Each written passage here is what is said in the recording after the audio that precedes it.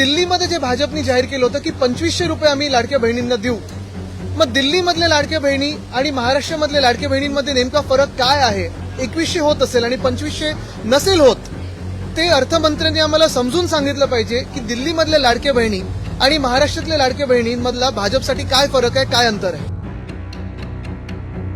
आज आपल्या राज्याचा म्हणजेच महाराष्ट्र राज्याचा अर्थसंकल्प सादर होणार आहे. दुपारी 2 वाजता अर्थमंत्री हा अर्थसंकल्प सादर करतील. ह्याच्यात अनेक अपेक्षा आहेत लोकांकडून. आता आपण पाहिलं असेल साधारणपणे ज्या अपेक्षा लोकांमधून येत आहेत, जनतेतून येत आहेत. पहिली अपेक्षा हीच आहे की शेतकऱ्यांची कर्जमुक्ती व्हावी. तीही आधी जशी फडणवीस साहेबांनी केली होती, जी फसवी होती, तसं नाही. उद्धव बाळासाहेब ठाकरे ह्या व्यक्तींनी जसं मुख्यमंत्री असताना कुठचीही निवडणूक समोर नसताना कर्जमुक्ती जाहीर केली होती आणि 3 महिन्यात पूर्ण करून दाखवली होती, एका बोटावर, एका दाखल्यावर. अशीच कर्जमुक्ती शेतकऱ्यांची आम्हाला अपेक्षित आहे. दुसरी गोष्ट म्हणजे लाडकी बहीण. बहुचर्चित हा विषय झालेला आहे, चर्चा खूप होते याच्यावरनं. पण लाडकी बहीण जेव्हा विषय येतो, अर्थात 1,500 वरनं 2100 पर्यंत जाणार का, हा एक विषय आहेच. पण महत्वाची गोष्ट ही आहे की दिल्लीमध्ये जे भाजपने जाहीर केलं होतं की 2500 रुपये आम्ही लाडक्या बहिणींना देऊ, मग दिल्लीमधल्या लाडक्या बहिणी आणि महाराष्ट्रामधल्या लाडक्या बहिणींमध्ये नेमका फरक काय आहे, हा देखील आम्हाला समजून घ्यायचा. म्हणून जर 2100 होत असेल आणि 2500 नसेल होत, ते अर्थमंत्र्यांनी आम्हाला समजून सांगितलं पाहिजे की दिल्लीमधल्या लाडक्या बहिणी आणि महाराष्ट्रातल्या लाडक्या बहिणींमधला भाजपसाठी काय फरक आहे, काय अंतर आहे. आम्हाला हेच अपेक्षित आहे की लाडक्या बहिणी ज्या याद्या निवडणुकीच्या पूर्वी होत्या, तशाच्या तशा याद्या कुठचाही कट न लागता त्याच्यावर सगळ्यांना सरसकट 2500 रुपये त्यांच्या खात्यात गेले पाहिजेत. आणि फक्त आजपासून नाही, तर जो गेल्या 3-4 महिन्यांचा बॅकलॉग आहे, जेव्हापासून ह्या सरकारची शपथविधी सोहळा झालेला आहे, त्या दिवसापासून झालं पाहिजे. ह्या 2 मला वाटतं सगळ्यात महत्वाच्या आहेत. तसंच जर पाहायला गेलं तर मुंबईला काय मिळणार, अर्थात मुंबई सकट पुणे असेल, ठाणे असेल, नाशिक असेल, शहरी भाग आणि ग्रामीण भाग, हे आम्ही पाहत असतो. तिथे काय काय आपण महाराष्ट्रात अपेक्षित करतो, हा एक विषय आहेच.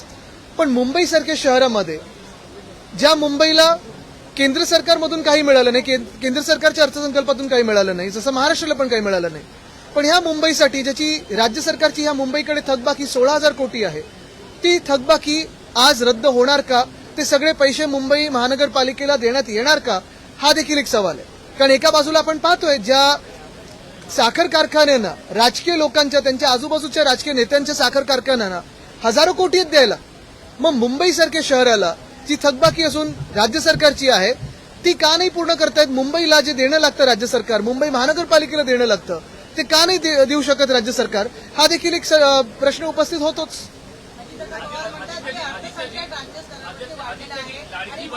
एक एक करू. मला वाटतं त्याच्यावर श्वेतपत्रिका यावी ना, कारण आता डॅव्होसच्या दौऱ्यात असं काही चित्र दाखवलंय जणू काही सगळं भरभराट झाली आहे. $1 ट्रिलियन इकॉनॉमीच्या पुढे गेलो आपण. एवढं काही असेल तर आज सरकारने दाखवावं आणि खरं काय चित्र ते दाखवावं. आम्ही त्यांचं कौतुक करू जर सत्य बोलले तर.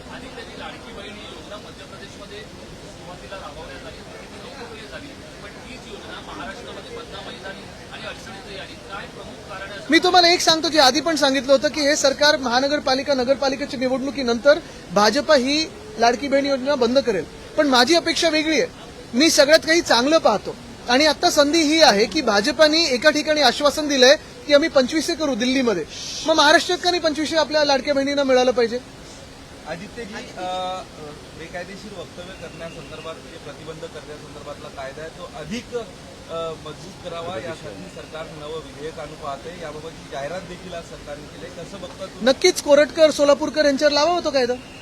पण एकंदर तुमच्यावर पण हा कायदा लागू होणार आहे हे लक्षात ठेवा मीडिया म्हणून. आणि बेकायदेशीर, ह्या भाजपच्या मनात बेकायदेशीर म्हणजे जो भाजपच्या विरोधात बोलतो तो बेकायदेशीर. राज ठाकरे यांचं एक वक्तव्य आहे, महाकुंभमध्ये नदीचं पाणी हे खराब झालेलं आहे, असं पाणी मी कधीही प्रशांत करणार नाही, अशा पद्धतीचं एक वक्तव्य त्यांनी केलं. त्यामुळे लोकांच्या धार्मिक भावना दुखावल्या गेलेल्या. मला वाटतं एक महत्वाची गोष्ट आहे की आज कुठच्याही दुसऱ्या विषयावर न बोलता मी अर्थसंकल्पावर बोलीन, कारण हे अर्थसंकल्प महत्वाचं राहणार. हे निवडणुकीनंतरचा अर्थसंकल्प सादर होणार आहे आणि ह्याच्यात लाडक्या बहिणींचा विषय असेल किंवा इतर कुठचेही विषय असतील, कर्जमुक्तीचा विषय असेल, सोयाबीनचा विषय आहेच, पण त्याचसोबत भावांतरचा विषय आहे. हे सगळे विषय आज महत्वाचे राहतील. मी दुसऱ्या कुठच्याही विषयाला इथे फूट पाडू देणार नाही. कैलास पाटील यांनी जो प्रश्न उपस्थित केला होता, आदित्यजी कैलास पाटील एक होऊन जाऊ दे मग येतो. कैलास पाटील यांनी प्रश्न उपस्थित केलेला होता की बळीराजा मोफत वीज बघा, आमचा आवाज एवढा दिलेली होती. ती योजना जी आहे ती फसवी आहे असं त्यांचं म्हणणं आहे. कारण शेतकऱ्यांना अजूनही लाखो रुपयांची बिलं आहेत.